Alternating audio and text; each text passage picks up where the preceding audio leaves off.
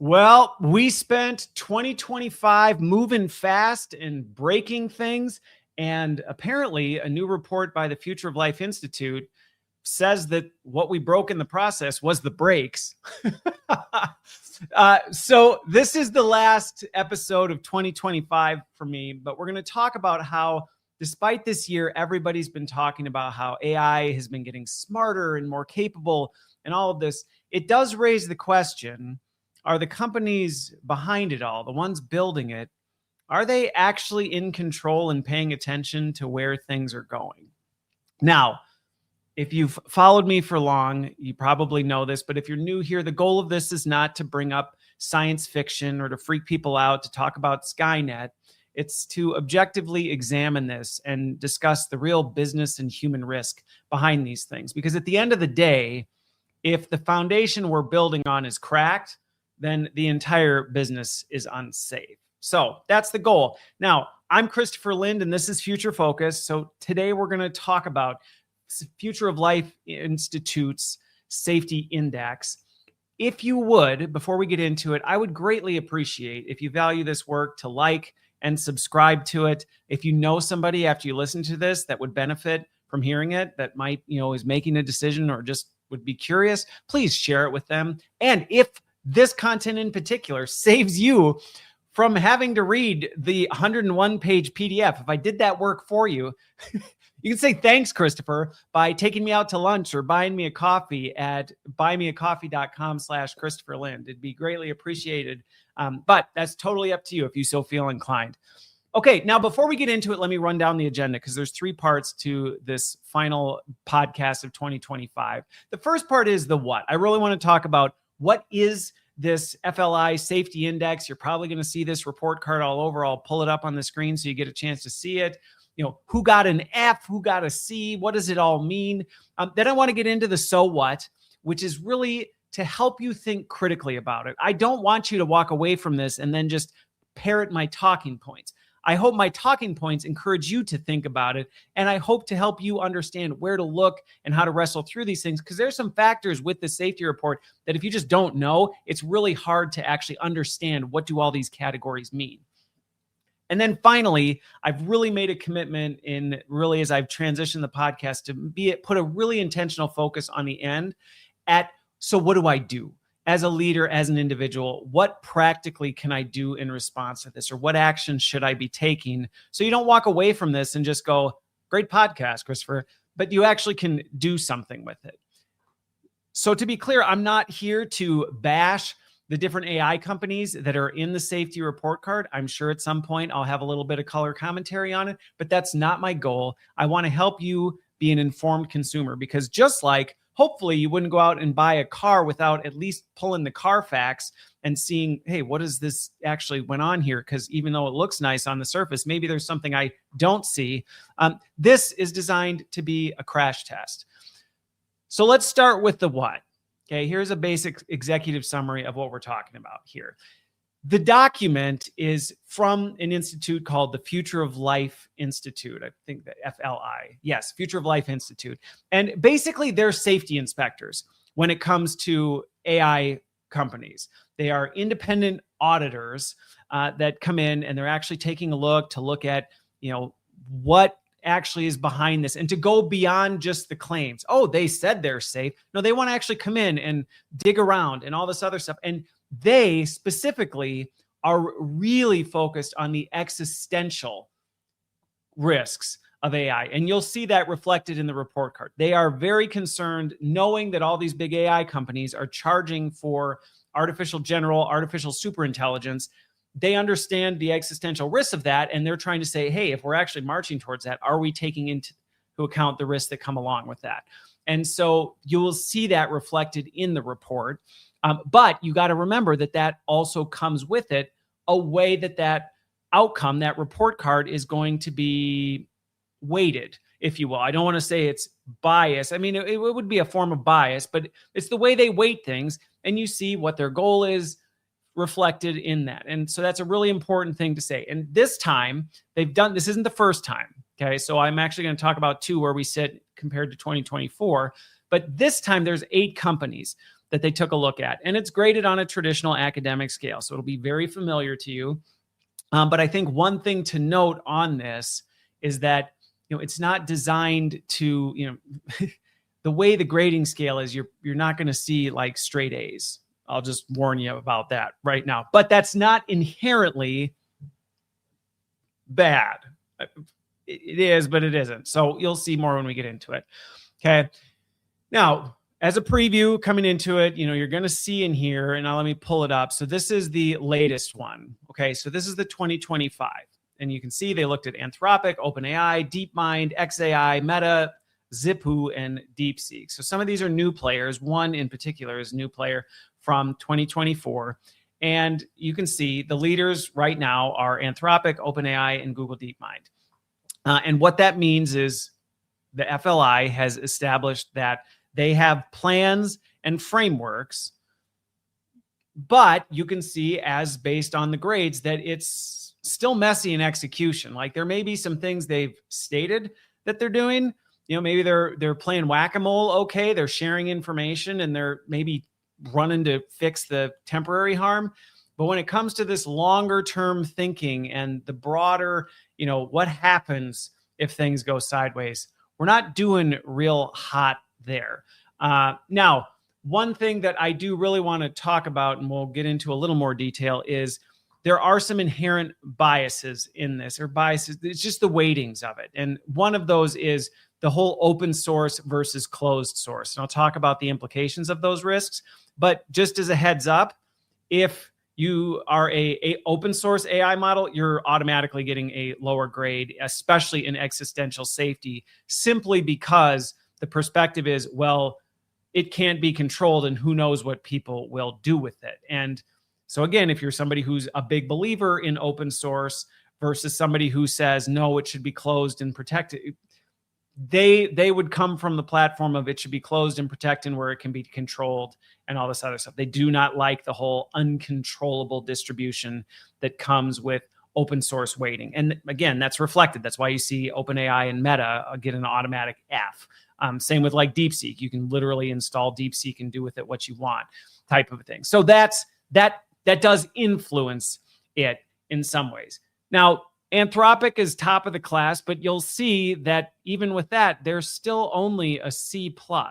So when it comes to overall safety, it's still not great. I mean, C's get degrees, but I don't know that you're going to be, boasting, or you're not going to end up on the valedictorian list for this. Now, to be fair, the way they do their grading, if you look into the actual report, I honestly don't know that we'll ever get to like anybody with straight A's. I don't think anybody's ever going to get a 4.0. So if that's your expectation, I'll just tell you that that's probably not a realistic expectation. But do I think we're where we should be? I would say no. And I think what we're seeing is safety practices in general, even if when I pull up the 2024, which I will here in a minute, the safety practices, the gap is growing between where the tech is and how serious we're taking safety. And while you may look at 2024, which I'll pull this up here, if you look at 2024, let me do a side by side. You might look at this and go, well, Christopher, this is great compared to 2024, December of 2024. There was only a C, one C. Now there's three C-ishes and two D's and an F. And at least, XAI is not a D- anymore, right? Isn't that improvement? I think you have to be careful with interpreting it that way, in the sense that if you look at how much these models have advanced in 2025 and then compare, have the safety ratings moved so significantly? Have they kept pace? And I would actually say no. I would say that gap is growing wider. The gap between where safety is in terms of a priority and an emphasis and really working on that versus how fast the models are advancing. No, and I would say one of the concerns I have about this report in particular is the fact that there is a ton of pressure right now to do even more to reduce the demand for safety in these models. There's a huge push to eliminate any possibility of governance or restriction or any sort of guidelines around how these companies need to operate. The push is let them do whatever they want. And that doesn't matter where you sit on the political spectrum. That's just kind of the tone right now, with very few exceptions. So I think the fact we're seeing this gap widen, and the pressure is don't you dare try and even touch or slow that down or do anything that might even be perceived as that.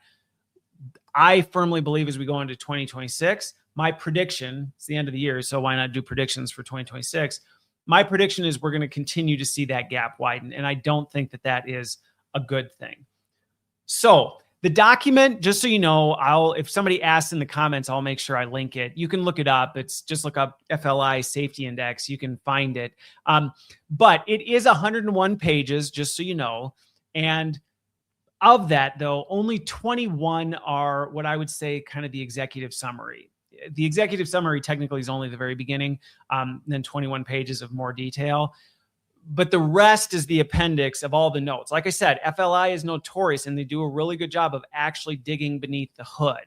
And so they're actually looking at this stuff and seeing what's in there. And so if you actually want to see the details of what did they look at, how did they evaluate, if you want to go further and look into, where might there be bias or where might they not be digging hard enough, you absolutely can. And I'm not going to go into the level of detail that I did when I went through the report, because otherwise this podcast would be 16 hours long.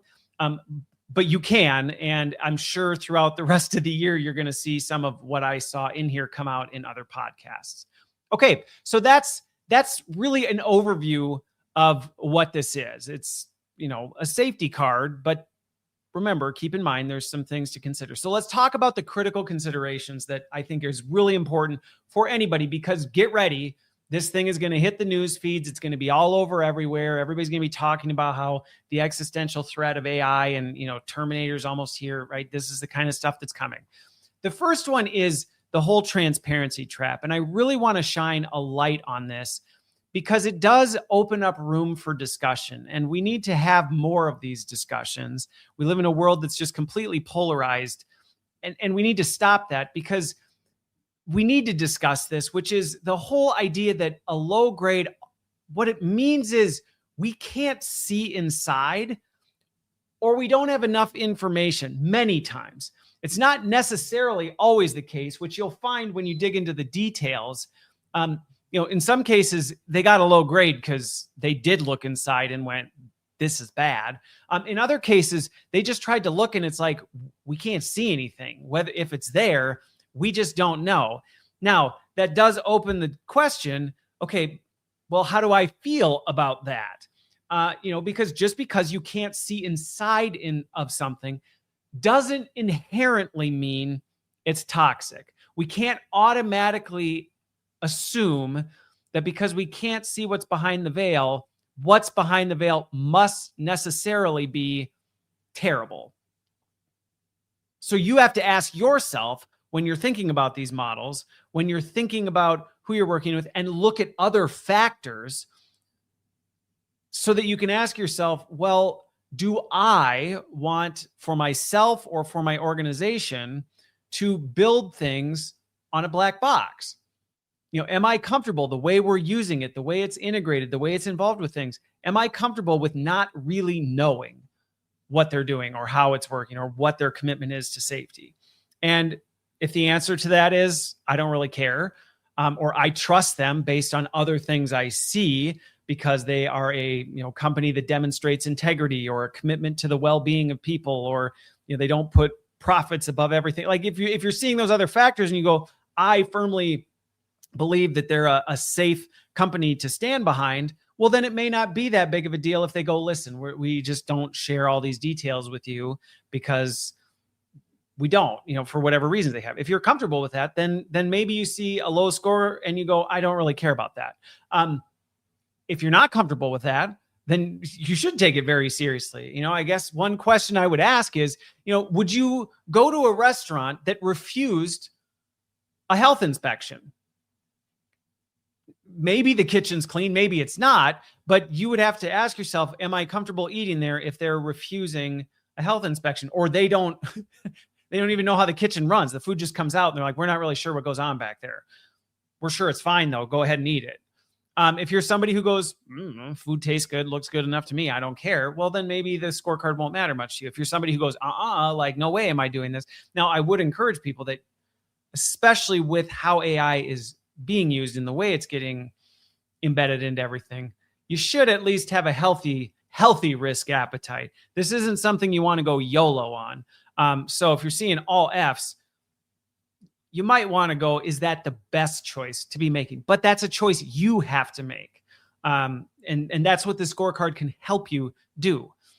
Now, the second one I hinted at in kind of the overview, there's the whole ideological war going on right now between open source and closed source models. Meta isn't failing by accident.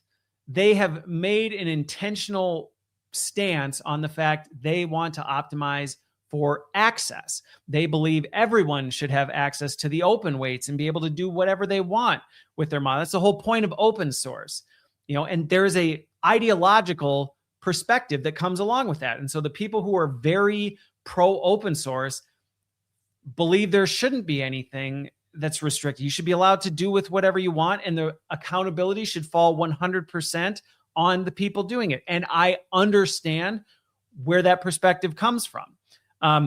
And so Meta has very much said, that's what we're doing. We don't care. Llama is open source, and FLI doesn't like that. They are not in that ideological camp. They do not stand by that. To them, this is too big of a risk to just hand off to anyone to do with whatever they want, type of a thing is how they would look at it. So in some cases, this scorecard does reflect this ideological war that's going on. And so you do have to also ask yourself then, well, what model am I more comfortable with? Now, the report card you'll see if you go into the details, you can see where, well, okay, so I didn't see, Christopher, I'm looking at this report card. It doesn't necessarily inherently say, are they open source or closed source? If you don't know that, you can see it in the report, or you can just do a quick Google search. You'll learn which ones are open source and which ones aren't.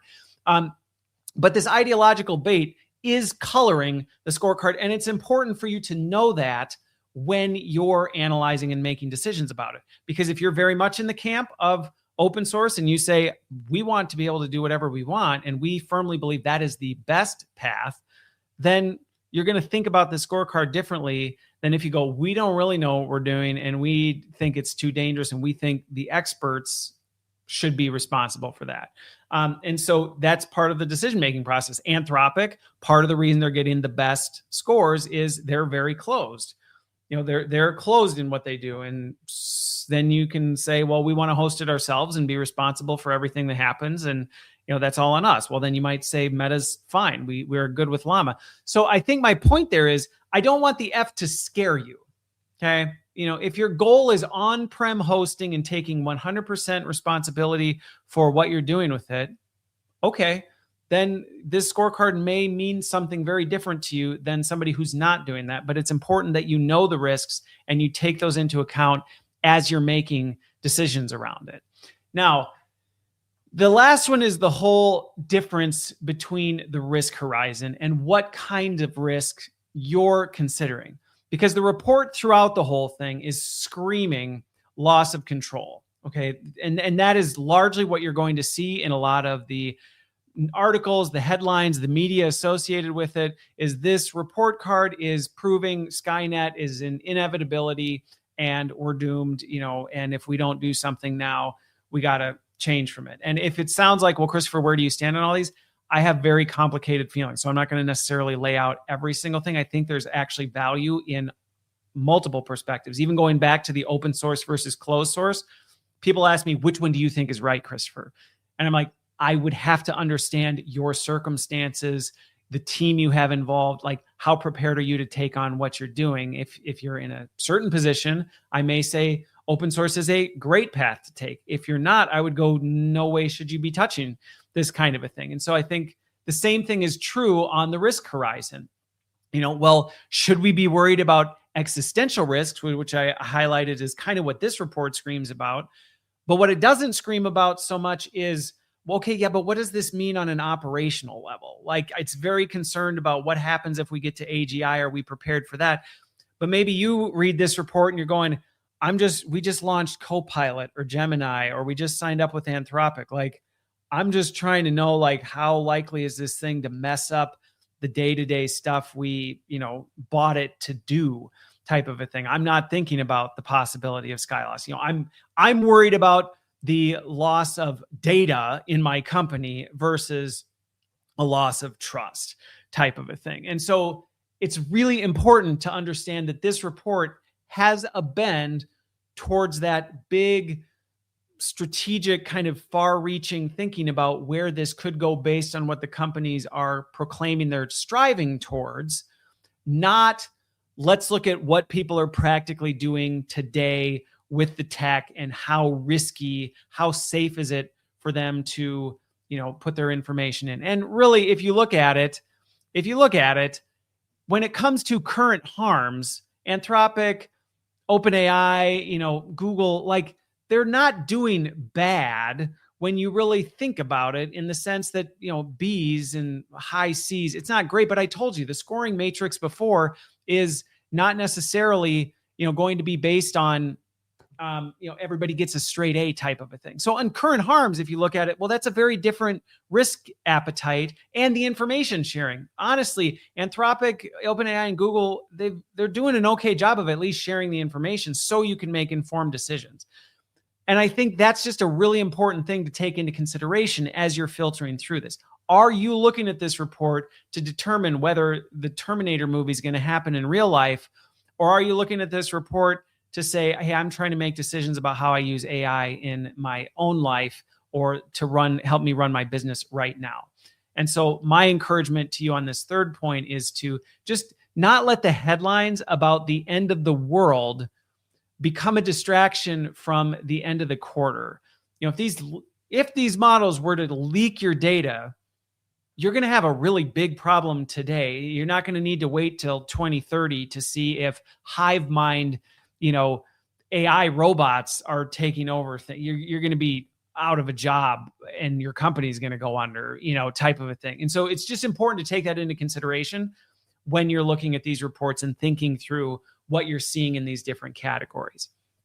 Okay, so let's transition to kind of this final stretch, which is what do I do with this, Christopher? I've now understood these kind of 3 points, these considerations I need to take into account as I'm looking at these report cards. I'm seeing these different grades. I'm seeing these different categories. What do I do with it? And I think the first one is you really need to do an audit of your AI supply chain. If you're a leader right now and if you're not aware of what AI tools you have in your organization, you should be doing that in 2026. And to be clear, this is what I really want to emphasize. Not just do we have Copilot or Gemini or Anthropic, or OpenAI, like, there's shadow AI everywhere. There are SaaS tools in your ecosystem, in your digital ecosystem, that they're hooked up to these things, and they're wrapped in these models, and they're wrappers for these models. You may not see it, but the tools you're using may be, pinging back on some of these things. And so it's really important that you're not just auditing, did we sign up for Copilot or do we have Google Gemini, but you're also looking at what other tools do we have that have AI capability that we're actively using. And that might mean actually asking the AI companies or the companies that you're buying these products from, which foundation model is this built on? Because you might not know that inherently by looking at, I don't know, Workday or, some tool that you have in your system, your payroll platform. You may not know unless you ask, what foundational model are you running on? And maybe if you already have it in your system, it might be too late. But it might be something as part of your RFP process, or as you're evaluating new vendors, you might want to be asking that, finding out from them, what model do they actually build this on top of, so that you understand the risk and what additional follow-up questions to ask. Because if, say, they're built on a foundational model that is open source, you need to understand that the vendor then, has greater responsibility and accountability for how what the model does and how it handles things and what it may or may not be able to do. And so you can't just say, well, here's what Meta says, because, well, that won't matter because the vendors are probably in more control of it. If if they're built on Anthropic or OpenAI, those vendors might not really have any freedom to tweak or adjust, and so it limits what you can even ask their AI to do. It limits what kind of capability it has. It limits the risks associated with it. Like, the vendor may not be able to control that. And understanding that, you won't be able to understand that if you don't actually audit and explore, hey, like, what tools are in our system? What AIs are we actually using? What AIs are the tools that have AI? Are they getting their AI from? Type of a thing. And that's something that I think is going to become a major pain point for organizations that they are not doing today. And so you have a chance to get ahead of that. The second action that I think would be really valuable for people to do, and this ties to last week's podcast as well, which is grounding truth conversations, having more of these truth conversations, because the reality is, a lab report is good. And honestly, Future of Life Institute's lab, they do a really good job. And you can see that in the many pages of appendix to show how they're doing it. And yet, they don't understand the implications for your business or the way you use AI in your life. They're not looking at it through a you lens. And so you still need to do that. Just because a report card says, hey, we're a B plus or whatever, doesn't mean, okay, well, then everything's fine. Something that might be safe that gets a really high grade, you may talk to your teams and find out, yeah, it's safe. It's so safe, it's useless because we're restricted from doing what we actually need it to do. You may be needing an AI use case. And that's why when people ask me, is open source or closed source better? I'm like, well, what are you trying to do? Because there might be an environment that you're working in where the security and restrictions of a closed source model make it as such you can't actually use the AI to the best of its ability for the use cases you're trying to do. And you actually need that flexibility. But you won't know until you're talking to people. And I do run into this in some of my consulting work where people go, yeah, for our teams and what we're doing, AI is useless because it kicks it back and it says, sorry, I can't do that type of a thing. It closes it up and there's no way for us to unrestrict it. We spend all our time trying to jailbreak it to get our work done type of a thing. And it's legitimate, like, good work to do. We're not trying to, commit crimes or anything like that. And so in that case, safe might not be great for your teams. They may be really frustrated by that. On the other hand, maybe you go, it's really fast. It works, great. That unrestrictedness is wonderful. But the hallucination rate or the quality around it is absolutely terrible. And then it turns out, oh, well, that's because it's open source and we don't actually have the team available internally to actually manage the model. Their backlog is so long, they can't even update or tweak things to actually work for us. So maybe we actually do need a closed source model that they do a lot of that work for us. I don't know your situation, but that's something you need to do as you go into 2026 is actually have conversations with the employees, with the people who are actually using these models and find out from them. How is it actually performing? Is it working to your liking? Are you constantly running into walls? Is it blocking you from doing what you need to do? If so, then you might want to use this information from reports like this to decide, well, maybe we need to up our risk appetite because open source is the right path for us. But again, you won't know that until you talk to people and have conversations about how is this working in real life? Because your employees, they actually are the safety layer. I mean, these kinds of things are really good, watchdogging these big tech companies. We need more of this. And even if they got it right, that doesn't necessarily mean it's safe for you and your company or your use cases. And I think that is a really important distinguishment in this. Okay, the third and final action that I would say with this is really kind of almost strategic decoupling.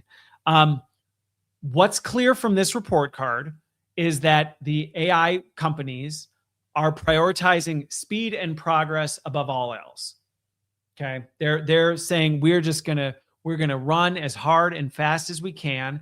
And as it stands today, governing authorities and things are kind of saying, "Yep, we're just going to let them do it." We could have this argument all day long, whether we like that or don't like that, but that's where we are. And so they are charging forward, full steam ahead with a report card filled with Fs around existential safety. Okay, that's where we are. You don't have to participate in that. And I think that's a really important distinguishment, that as you come into 2026, you're critically examining, where are we on this? Is the way we're using AI or where we're experimenting with it or where we're playing around with it, is it extremely low risk? Do we have the right expertise in the room? Do we have enough people to oversee and monitor this kind of stuff?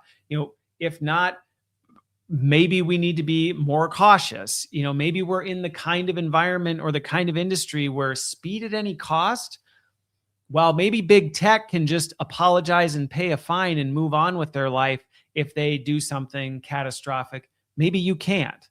And I'm not advocating that if you can, that's the right path to take, believe me. But what I'm saying is, you have to take, you're going to hear me in 2026 talk a lot more about personal responsibility and the importance of personal responsibility. And that's not me saying it's no longer anybody else's responsibility, but the deck keeps coming back in that governing authorities and the big tech companies are not incentivized nor seeming to be interested in taking responsibility. And so you need to do that. And so you're going to need to decide in 2026, where are we going to strategically discouple ourselves from the madness that is? And, we'll let the market beta test some of these messy updates. We don't necessarily need to jump on the bandwagon of having the latest and greatest of everything. And that's an intentional choice. That's not us just being resistant to change. That's us weighing and wrestling through the risks and going, no, we're choosing to. And if somebody were to ask you, why are you not doing that? You have an answer to give that you've thought through and you've been really clear about that. And that is work that everyone needs to do, which isn't necessarily just looking at this scorecard. It's actually looking in the mirror and looking in your organization and going, where are we? What are the risks? What are we trying to accomplish? What is the technical acumen? What is our headcount, right? There's a lot of other factors. And this is the perfect time of year to do it, because we're all coming into the end of the year and beginning of 2026, where this is where our head should be. Okay. So that's a quick rundown on this safety index. I hope you found it helpful. I would, again, highly encourage you to check out the report itself, and I will have additional content. I will be writing a Substack, going even deeper on this week and some other things. But what is clear is the gap between capability and safety is widening. Don't believe that just because you see the grades slightly improving between 2024 and 2025, that we're somehow, closing the gap, because progress in these models is happening much faster than safety has kept up. And that means the responsibility, like it or not, is shifting from the vendor to the user, which is you. That means you are responsible for things. Now, that's a lot. I recognize that is a lot to handle. That's a lot to consider. So if you need help mapping this supply chain and your whole ecosystem of tools and weighing in on, do we need open source or closed source or all these other things, please don't hesitate to reach out. This is the work that I do, and I love doing it. And I love helping people make wise decisions they can stand behind and mitigate risks while still pushing themselves as far forward as they can safely. Would be the way I would say that. So keep an eye out for the article. Thanks for listening. And I hope you have a wonderful, wonderful holiday season. Enjoy the rest of 2025. Here's to a wonderful 2026, and we will see you on the other side.